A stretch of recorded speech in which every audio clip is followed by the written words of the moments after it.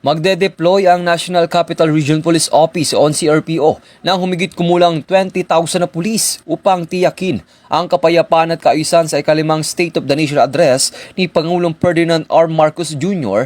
sa Hulyo 27 taong kasalukuyan sa Batasang Pambansa.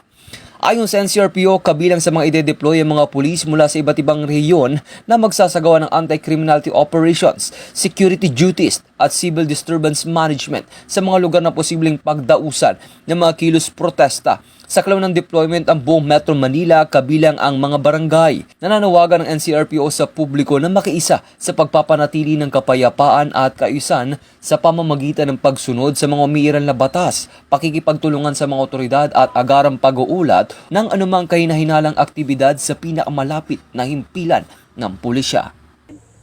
Mula dito sa National Headquarters ng Philippine National Police, ako si Patrolman Edwin Baris nagbabalita para sa Police News Network. Alagad ng batas, tagataguyod ng Balitang Pulis.